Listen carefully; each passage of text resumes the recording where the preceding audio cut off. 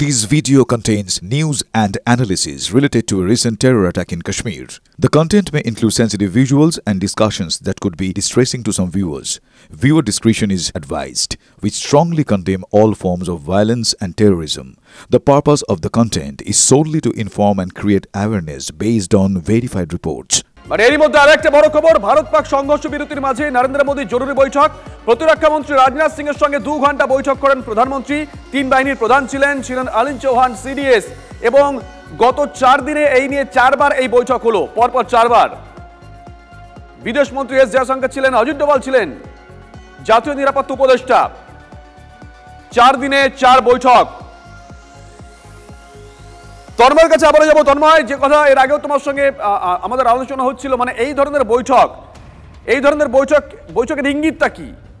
দেখো, এখানে পাকিস্তান কি করবে সেটা তো এখন প্রেডিক্ট করতে হবে। সেই পাকিস্তানকে কিন্তু বিশ্বাস করা যায় না। তার প্রথম বিষয় হচ্ছে সিজ ফায়ার ঘোষণার পরেও তারা যেভাবে লাগাতার আক্রমণ করেছে এবং বিশেষ করে একাধিক শহরের উপর আক্রমণ করার চেষ্টা করেছে, যা প্রতিহত করা হয়েছে, সেই জায়গা থেকে দাঁড়িয়ে কিন্তু বারে বারে জরুরি বৈঠক হচ্ছে। এক, আন্তর্জাতিক স্তরে কাশ্মীর ইস্যুকে পাকিস্তান ঘুরপথে নিয়ে যেতে চাইছে। 2 নম্বর, পাকিস্তান কি এই মুহূর্তে সিজ ফায়ারের নাম করে সময় কিনে নিতে চাইছে? একটু আগেই তুমি যেটা বলছিলে যে বিপুল পরিমাণ যে বিস্ফোরক উদ্ধার হয়েছে, বিএসএফ এবং পুলিশ যে বিস্ফোরক উদ্ধার করেছে, গতকাল শ্রীনগরে একটা বিষয় নিয়ে বিতর্ক তৈরি হয়েছিল যে বাড়ি থেকে কেউ ঢুকে পড়েছে কিনা, সব মিলিয়ে যে কোথাও কি আবার জঙ্গিদের ভিতরে প্রবেশ করে দেওয়ার কোনো একটা রাস্তা খুঁজছিল পাকিস্তান। 3 নম্বর বিষয় হচ্ছে পাকিস্তানের অভ্যন্তরে, সংসদের অভ্যন্তরে ভাগ হয়ে গিয়েছে। অনেকেই যুদ্ধ চাইছেন না, ভারতের সঙ্গে বিবাদ চাইছেন না, অনেকে চাইছেন সেই দেশের ডেভেলপমেন্ট। একদিকে পাখতুনখোয়া রয়েছে, অন্যদিকে বালোচরা রয়েছে, সব মিলে দ্বিধা বিভক্ত। সেখানে দেশের অভ্যন্তরেই পাক আর্মি, পাক পুলিশের উপর বারে আত্মঘাতী হামলা হচ্ছে, অন্য গ্রেনেড হামলা হচ্ছে, নানান ধরনের হামলা হচ্ছে। সব মিলিয়ে পাকিস্তান সময় কিনতে চাইছে এমনটাই মনে করা হচ্ছে। আবার ফাঁকে আক্রমণও করছে ভারতকে। বারবার আমাদের এখানে তারা ড্রোন বা মিসাইল ছোড়ার চেষ্টা করছে। এই সমস্তগুলো বিষয়ে কি করা উচিত এই মুহূর্তে আমাদের? কারণ বাহিনী প্রস্তুত রয়েছে প্রচুর পরিমাণে, একদম সেনা থেকে শুরু করে সবকিছু প্রস্তুত রয়েছে। সেই জায়গায় দাঁড়িয়ে আইএফএফ, যেটা ইন্ডিয়ান এয়ারফোর্স যে বিবৃতি দিয়েছে, সেটা অত্যন্ত গুরুত্বপূর্ণ।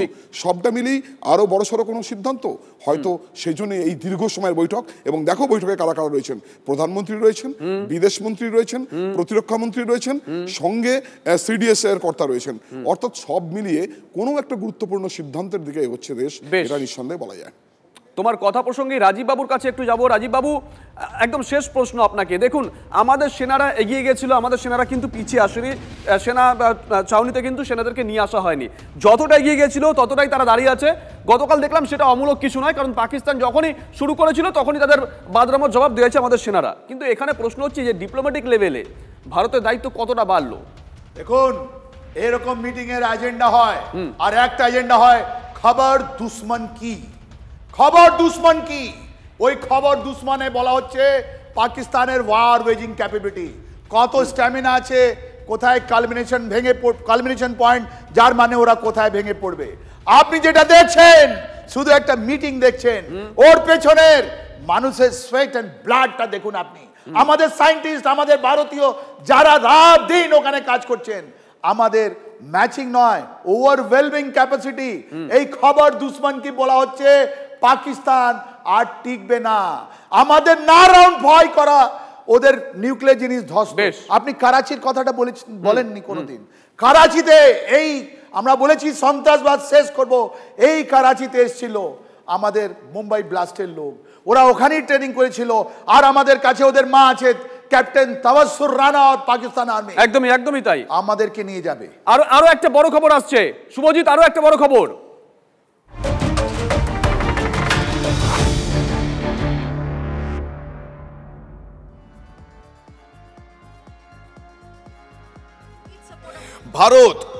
ভারত গোটা বিশ্বে বড় শক্তিধর দেশ। দুর্বলকে নয়, শক্তিশালীকেই এখন সম্মান জানায় গোটা দুনিয়া। যে কোনো পরিস্থিতির জন্য ভারত প্রস্তুত। পরিস্থিতি যাই হোক না কেন, দেশের কাজ থেমে থাকবে না। লখনৌতে ব্রহ্মোস মিসাইলের নতুন প্রোডাকশন ও টেস্টিং ইউনিটের উদ্বোধন করে একথাই বলেছেন প্রতিরক্ষা মন্ত্রী রাজনাথ সিং। এই সময় দাঁড়িয়ে যা অত্যন্ত গুরুত্বপূর্ণ একটা উচ্চারণ। चाहे हम किसी भी परिस्थिति में रहें, यह देश चलता रहेगा और हमारा काम नहीं रुकेगा। किसी भी स्थिति में हमारा संवाद नहीं टूटेगा। आज ही के दिन 1998 में श्रद्धेय अटल बिहारी वाजपेयी जी के नेतृत्व में हमारे वैज्ञानिकों ने पोखरण में परमाणु परीक्षण करके दुनिया को भारत की ताकत दिखाई थी। मुझे अच्छी तरह याद है, जब मैंने इसका शिलान्यास किया था, यह इच्छा जाहिर की थी कि जितनी जल्दी हो सके इस प्रोजेक्ट को पूरा कर लिया जाए। और मुझे यह देखकर बेहद खुशी हुई कि आप लोगों ने मेरी भावनाओं का सम्मान रखा और महज 40 महीने में इस प्रोजेक्ट को पूरा करके दिखाया। आज हमारे आसपास जैसी परिस्थितियां हैं, उसे देखते हुए यह बेहद जरूरी हो जाता है कि हम अपने लक्ष्यों को ऐसे ही समयबद्ध तरीके से पूरा करते रहें। চলুন ছবি দেখাই একটা। চীনা মিসাইলে মুখ পুড়েছে পাকিস্তানের, মুখ থুবড়ে পড়া মিসাইল নিষ্ক্রিয় করলো ভারত। জয়সলমীরে নিষ্ক্রিয় পাক মিসাইল। যে ছবি আপনাদেরকে আমরা দেখাচ্ছি, মুখ থুবড়ে পড়েছিল পাক মিসাইল, সেটাকে নিষ্ক্রিয় করলো ভারত। জয়সলমীরের ছবি মার্ক করে আপনাদেরকে দেখাচ্ছি। পাশাপাশি আপনাদেরকে একটু আগে আরেকটা ছবি দেখিয়েছিলাম, সেই ছবিটা পিসিআর আপনাদেরকে আরো একবার দেখাবে। যখন পশ্চিমাঞ্চলে বিভিন্ন সীমান্তে এই ছবি, তখন পূর্ব দিকে সেখানে ভারত, মুর্শিদাবাদে ভারত বাংলাদেশ সীমান্ত নিমতিতায়, সেইখানে একটি সন্দেহজনক ড্রোন উদ্ধার হয়েছে। দুটো ছবি আপনাদেরকে একসঙ্গে দেখানোর চেষ্টা করব। আমরা পশ্চিমাঞ্চলের ছবি দেখাচ্ছি, পূর্বাঞ্চলের ছবি দেখাচ্ছি। দেখুন এই ড্রোনটা উদ্ধার হয়েছে ভারত এবং বাংলাদেশ সীমান্তে মুর্শিদাবাদের নিমতিতায়। কর্নেল দীপ্তাংশু চৌধুরী আমাদের সঙ্গে রয়েছেন। কর্নেল চৌধুরী, আমরা এই 8 দিন 10 দিন ধরে বারবার করে একটা প্রশ্ন তুলছিলাম যে পশ্চিমাঞ্চলে যখন এইরকম একটা পরিস্থিতি, তখন পূর্বাঞ্চলে কেন সেনা মোতায়েন করা হচ্ছে বেশি করে, কেন বিএসএফ এর জওয়ানদের বেশি করে মোতায়েন করা হচ্ছে? তাহলে কি তারা কোথাও গিয়ে কোনো একটা ইনপুট পেয়েছিলেন, ইন্টেলিজেন্স কোনো ইনপুট দিয়েছিল? ঠিক সেই সময় আমরা দেখলাম এরকম একটা ড্রোন উদ্ধার। এখনো পর্যন্ত কর্নেল চৌধুরী, ড্রোনটা কার, কি বৃত্তান্ত পরিষ্কার করে কোনো সরকারি বিবৃতি দেওয়া হয়নি, কিন্তু ড্রোনটা উদ্ধার হয়েছে। কর্নেল চৌধুরী। শুভজিৎ, আপনারা যে ড্রোনটা দেখাচ্ছেন এবং আমি যা ইনফরমেশন এই ক্ষণিক সময় আপনাদেরই টিভি থেকে আমি দেখে বার করেছি, আমি ভুল হতে পারি, কিন্তু ওর উপর যে দুটো লেখা আছে, একটা হচ্ছে ম্যাক্স ড্রোন। এই ম্যাক্স ড্রোন জেনারেলি এটা it is not a military drone, এটা কোনো কমব্যাট মিশনের জন্য ইউজ হয় না। এটার অ্যাকচুয়াল নাম হচ্ছে Scandron cargo max 20 KHC, Scandron cargo max 20 KHC। এটা কোনো কমব্যাট মিশনের জন্য ইউজ করে না, এটা ম্যাক্স ড্রোন। জেনারেলি এটা কার্গো ক্যারি করে।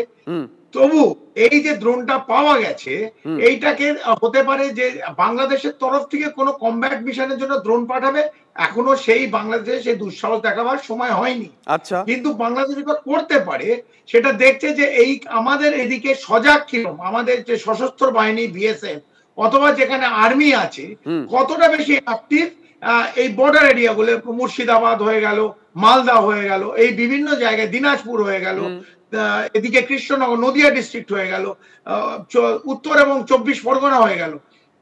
এরা কিন্তু বারবার বাজিয়ে দেখবে যে ড্রোন পাঠাবে, ওই হ্যাম রেডিও সিগন্যাল পাঠাবে এই পূর্ব দিক দিয়ে, যে জঙ্গি সংগঠনগুলো ট্রাই করবে যে সত্যি কি ভারতীয় যে বিএসএফ সশস্ত্র বাহিনী অ্যাক্টিভ, অ্যালার্ট, না এর ফকর ফাকর দিয়ে ডিফেন্স আছে, এর মধ্যে দিয়ে ঢুকে কোনো নাশকতার চক যেটা অলরেডি করে রেখেছে, হয়তো ট্রেন ওদের 9 মাস 10 মাস ধরে আইএসআই ট্রেন করছে বাংলাদেশে, আমরা এটা জানি, কারণ বাংলাদেশ রেড কার্পেট আইএসআই কে বিছিয়ে দিয়েছে এবং ওরা সিলেটে কমান্ড স্কুল, কমান্ডো স্কুলে একটা অফিস খুলেছে যেখানে ট্রেনিং চলছে। এই সমস্ত ইনফরমেশন আছে। আমার মনে হয় ড্রোনটা জাস্ট চেক করছিল যে আমাদের ডিফেন্স কত স্ট্রং আর আমরা সজাগ কি নয়। বেশ, সঙ্গে থাকুন কর্নেল চৌধুরী।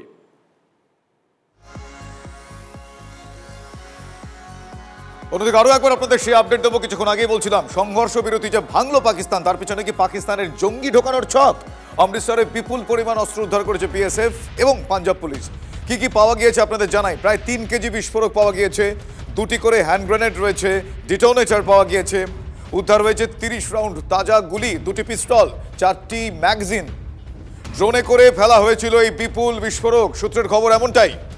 সংঘর্ষ বিরতি ভেঙে ভারতীয় সেনাকে বিভ্রান্ত করার এটা কি আবারও সেই ছক, মানে পাকিস্তানের সেই পুরনো ছক, সে প্রশ্ন উঠছে। গতকাল জম্মুর নাগরোটায় সন্দেহভাজনদের সঙ্গে গুলির লড়াই হয়, রাতেই অমৃতসরে অস্ত্র উদ্ধার হয়। পাক জঙ্গি আতাতের পর্দা ফাঁস করে দিল আরও একবার ভারত।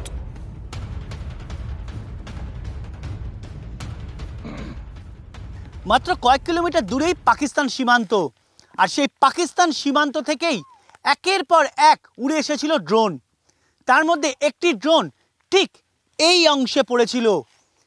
যে জায়গায় আমরা দাঁড়িয়ে আছি সেই জায়গাটি হচ্ছে পাকিস্তানের সীমান্ত সংলগ্ন আজনাল গ্রামের চেক ভাট্টি এলাকা।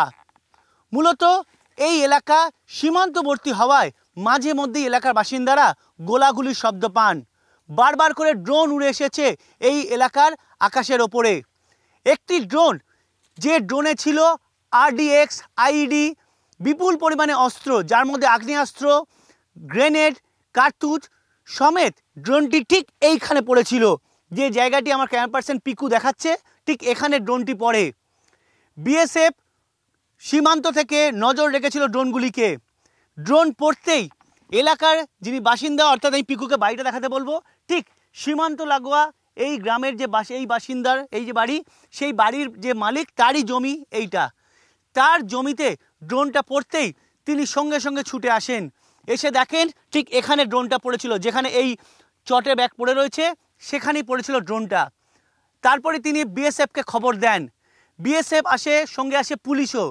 আজনাল থানার পুলিশ এবং BSFের যৌথ অপারেশনে এইখানে ড্রোন থেকে উদ্ধার হয় প্রায় 3 কেজি বিস্ফোরক, যার মধ্যে IED, RDX তো ছিলই, ছিল একাধিক অস্ত্রশস্ত্র। बहुत लोग इकट्ठे हो गए, फिर अं देखा तो समान उत्थे पे आया, वो पैकिंग ही पई ही। फिर पुलिस आई आ, पुलिस ने वो पैकिंग खोल के देखी आ भी इसके बीच में क्या है तो क्या नहीं। हम तो कुछ नहीं देखा भी क्या इसके बीच में है क्या नहीं, पैकिंग ही पड़ी सी। মূলত এখানকার বাসিন্দারা জানাচ্ছেন সীমান্তবর্তী এলাকা হওয়ায় অনুপ্রবেশের চেষ্টা করায় এখানে বারবার করে BSFকে গুলি চালাতে হয়। গোলাগুলিতে BSFের একাধিক সময় দেখা গিয়েছে যে অনুপ্রবেশ সেখানে ঘটেছে এবং BSFের জওয়ান পুলিশ এসে সেই অনুপ্রবেশকারীদের গ্রেপ্তার করেছে। মূলত BSF যেটা মনে করছে, এই যে বারবার করে গুলি চালাচ্ছে সন্ধ্যেবেলা হলেই, সেটা অনুপ্রবেশ করানোর কৌশল। আর অনুপ্রবেশ ঘটিয়ে এখানে যে অস্ত্রগুলো পড়ে সেগুলো তাদের হাতে পৌঁছে দেওয়া, যাতে পাঠানকোট, অমৃতসর, এয়ারবেস সহ একাধিক এলাকায় নাশকতা চালানোই ছিল মূল লক্ষ্য। এই ঘটনার পেছনে যে পাকিস্তান রয়েছে তা নিঃসন্দেহে মনে করছে BSFের ইন্টেলিজেন্স শাখা।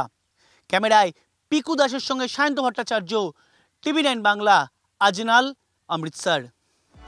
কর্নেল চৌধুরী, নিশ্চয়ই আপনি সায়ন্তর পাঠানো প্রতিবেদনটা দেখলেন। দেখুন, পাকিস্তান সেনা জঙ্গি দুটো আলাদা ইউনিট নয়, দুটো কার্যত একই ইউনিট। বারবার প্রমাণ হয়েছে, শুধু একদল ইউনিফর্ম পরে আর একদল ইউনিফর্ম পরে না। আমার মনে পড়ে যাচ্ছে অ্যাবোটাবাদে যেখানে ওসামা বিন লাদেনকে মারা হয়েছিল, তার থেকে মাত্র 2 কিলোমিটারের মধ্যে পাকিস্তান সেনার একটা ক্যান্টনমেন্ট ক্যাম্প ছিল। একটা উদাহরণ দিলাম, আরেকটা উদাহরণ তো আমরা এই 7 তারিখেই পেয়ে গেছি। জঙ্গিদেরকে ভারত মারলো, সেই জঙ্গিদেরকে গার্ড অব অনার দিচ্ছে পাকিস্তান সেনা, ইউনিফর্ম পরে, জাতীয় পতাকা দিয়ে বডি ঢেকে দেওয়া হয়েছে, জাতীয় সঙ্গীত গাইছে। আমার প্রশ্ন হচ্ছে, এর আগে বহুবার তো দেখেছি পাকিস্তান সংঘর্ষ বিরতি চুক্তি লঙ্ঘন করে ভারতীয় সেনাকে ব্যস্ত রেখে চেষ্টা করে জঙ্গি ঢুকিয়ে দেওয়ার দেশে। তাহলে কি কোথাও গিয়ে গতকাল বিকেল 3:35-এর পর থেকে বিকেল 5টার পর থেকে পাকিস্তান সেনা এই ছকটাই আবার করার চেষ্টা করছে? শুভজিৎ, আমরা অলরেডি জানি ইতিমধ্যে কাশ্মীর উপত্যকায় মোর দ্যান 80 ট্রেন্ড ফিদায়েন এবং জঙ্গি মিক্স করা, এরা কিন্তু অলরেডি আছে, এটা নতুন নয়, কাশ্মীরে আছে। এবং আমরা ভুলে যেন না যাই, পেহেলগাঁও যারা এই 4 জন এবং 5 জন হাওয়ায় মিলিয়ে গেল, তাদেরও কিন্তু আমরা জানি না তাদের এখন ঠিকানাটা কোথায়, অ্যাড্রেস কোথায়। তারা আছে কাশ্মীর উপত্যকায়। যারা আসে আমাদের এক্সপিরিয়েন্সে বলে তারা ইমিডিয়েটলি ফেরত যায় না। এবং যারা যে ওভারগ্রাউন্ড ওয়ার্কার যারা থাকে, যারা গাইড, যারা হেল্প করে, তারাই এদের ঠিকানা ঠিক করে দেয় কোথায় থাকবে এই সময়। তো এখন যেই নাগরোটার আশেপাশে আমরা যে ঘটনা গতকাল দেখলাম, যারা 5-6 জন আর্মি ফেটিক, আর্মি ইউনিফর্ম পরে, ক্যামোফ্ল্যাজ পরে নাগরোটা মিলিটারি স্টেশনের আশেপাশে, তারপরে একটা তাদের মধ্যে গুলি সঙ্গে দুজনের মধ্যে হয় এবং 1-2 ইনজুর্ড হয়। এটা হচ্ছে এক। দ্বিতীয়ত, আজকে আমরা অমৃতসরে একটা বড় cash of explosive, arms, ammunition এগুলো পাওয়া গেছে। এর থেকে একটা জিনিস একদম ক্লিয়ার, এই সময় যখন একটা লাল পিরিয়ড চলে, পাকিস্তানের একমাত্র অবজেক্টিভ হচ্ছে ভারতকে আঘাত এবং কাশ্মীরকে যত আঘাত করতে পারবে সে তাদের অক্সিজেন চলবে। এই পাকিস্তানের সামরিক বাহিনী এবং ISI এই দুটোরই অক্সিজেন হচ্ছে কাশ্মীরকে আঘাত করা। তো এইটা বন্ধ হবে না। এই সার্জিক্যাল স্ট্রাইক হয়েছে, আগে বালাকোট হয়েছে, এই বিগত 4-5 দিন আমরা ভারতবর্ষ যেটা দেখলাম, ওদের স্ট্র্যাটেজিক বেস আমরা গুঁড়িয়ে দিলাম, কিন্তু ওদের মধ্যে যেটা ঢুকে গেছে, চাষ করে হচ্ছে জঙ্গি চাষ। সেই জঙ্গি চাষটা রাতারাতি ওদের মাথার থেকে, বিকৃত মস্তিষ্ক থেকে না, এটা থাকবে। বেশ, অসংখ্য ধন্যবাদ কর্নেল চৌধুরী। আমরা কথা বললাম কর্নেল দীপ্তাংশু চৌধুরীর সঙ্গে।